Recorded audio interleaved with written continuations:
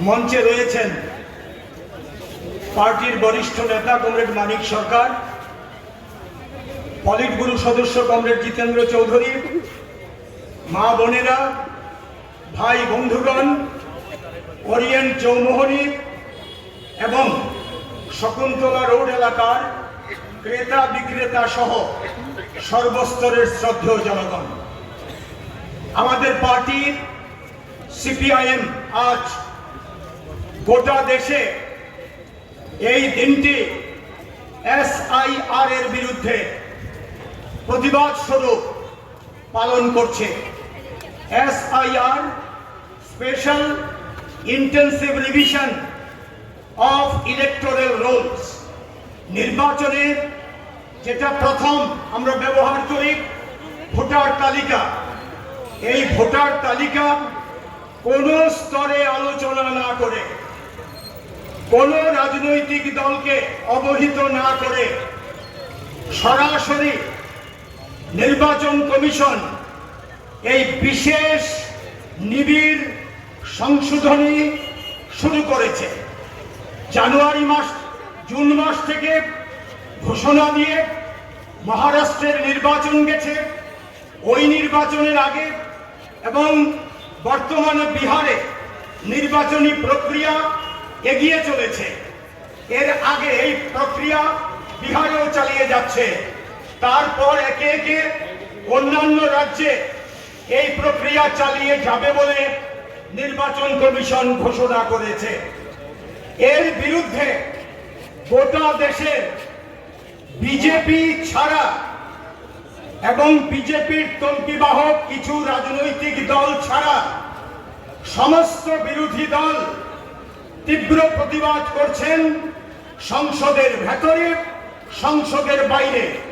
কারণ এই যে বিশেষ সংশোধনী, নিবিড় সংশোধনী, এটা যখন বাস্তবে আমরা দেখছি তখন দেখা যাচ্ছে লক্ষ লক্ষ বৈধ ভোটারের নাম ভোটার তালিকা থেকে কেটে বাদ দেওয়া হচ্ছে। কোনো প্রশ্ন নেই, কেটে দিচ্ছে। বিএলও বুথ লেভেল অফিসারদের হাতে ক্ষমতা তুলে দিয়েছে এবং কাগজপত্র এতদিন যা দেখালে পরে ভোটারের নাম ভোটার তালিকায় থাকতো, ওঠানো যেত, এই সমস্ত কাগজপত্রের কোনো গুরুত্ব থাকবে না। সরাসরি এটা সংবিধান এর উপর আক্রমণ, অসাংবিধানিক, এটা নির্বাচন কমিশন পারে না। নির্বাচন কমিশন সে জায়গাতে গেছে। সুপ্রিম কোর্ট ডাইরেক্টিভ দেওয়ার পরেও, মধ্যবর্তী অভিমত দেওয়ার পরেও নির্বাচন কমিশন এই ক্ষেত্রে অনড়। এত সাহস কোত্থেকে আসে? নির্বাচন কমিশন মেরুদণ্ড শির দ্বারা যদি সোজা রাখত তাহলে এই প্রশ্ন উঠত না।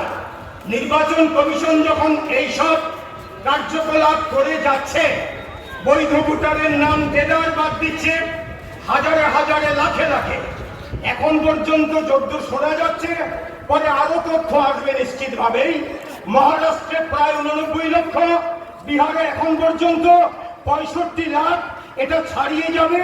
কারুর মতে এটা 74 লক্ষ ছাড়িয়ে যাবে। ইতোমধ্যে ভারতবর্ষের বিভিন্ন রাজনৈতিক দল বলছেন, আমাদের পার্টির তরফ থেকে সুনির্দিষ্ট বক্তব্য রাখা হয়েছে। বিভিন্ন অভিমত থেকে বোঝা যাচ্ছে এই গোটা বিষয়টি শাসক গোষ্ঠী, শাসক দল বিজেপির অঙ্গুলি হেলনে নির্বাচন কমিশন করছে। এটাই হচ্ছে গোটা ভারতে রাজনৈতিক পর্যবেক্ষকদের অভিমত।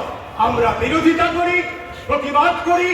একজন ভোটারের নাম যিনি বৈধ ভোটার, ভোটার তালিকা থেকে বাদ দেওয়া যাবে না।